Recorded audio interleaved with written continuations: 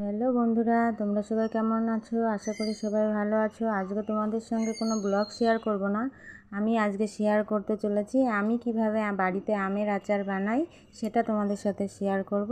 দেখো বন্ধুরা, আমি আমগুলো কেটে নিয়েছি, সকাল 12টার সময় কেটে লবণ হলুদ দিয়ে রোদ্রে দিয়ে দিয়েছি। এই দেখো, এইভাবে কেটে নিয়েছিলাম আমগুলো। আমি এইভাবে কেটে নিলে কি সিদ্ধ হতে তা বেশি সময় লাগবে না, ওর জন্য কেটে নিয়েছি। আর মশলা নিয়েছি, দেখো মৌরি নিয়েছি, গোলমরিচ, লঙ্কা আর ধনিয়া নিয়েছি। আমি বেশি মশলা দেবো না, এই 4টে মশলা দিয়েই আমি আমের আচারটা তৈরি করব। এই যে এখন দেখো, আমি গ্যাস ওভেন জ্বালিয়ে নিয়েছি, কড়াই বসিয়ে দিয়েছি। এখন আমি কড়াইতে মশলাগুলো ভেজে নেব। লঙ্কাটা আগে দিচ্ছি, কারণ লঙ্কাটা একটু ভাজতে সময় লাগে, তাই লঙ্কাটা ভেজে নিচ্ছি। ভাজা হয়ে গেলে, হালকা লাল ভাজা হয়ে যাওয়ার পরে আমি বাকি মশলাগুলো দিয়ে দেব। দিয়ে হালকা ভেজে নিচ্ছি, নেড়েচেড়ে হালকা আছে ভেজে নিচ্ছি। ভাজা হলে পরে ওটাকে নামিয়ে নিলাম।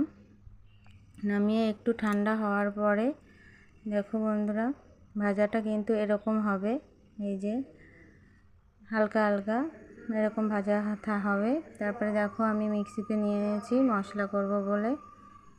এবার এই যে মিক্সি করে নেব। এখন আমি মিক্সি করে নিচ্ছি।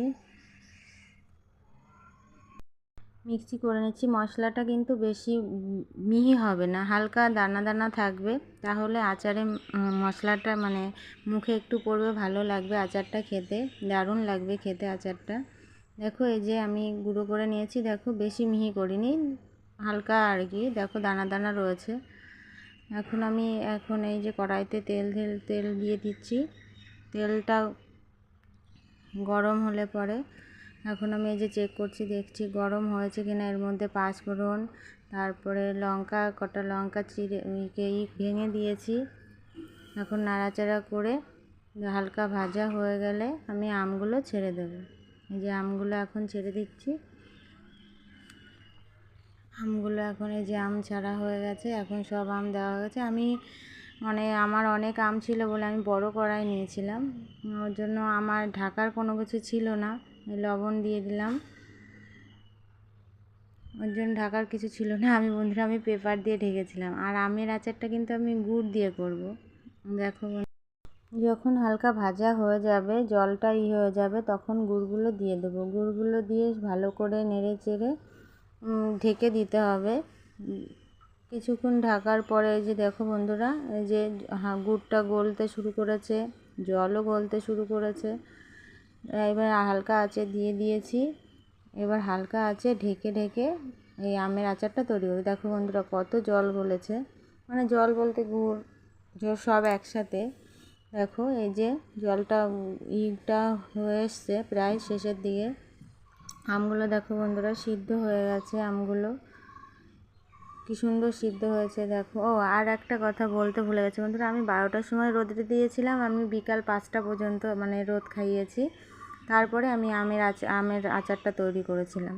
দেখো তারপরে এই যে নাড়াচাড়া করে, এবার দেখো বন্ধুরা, হালকা গাঢ় হয়ে আসার পরে আমি মশলাগুলো দিয়ে দিচ্ছি।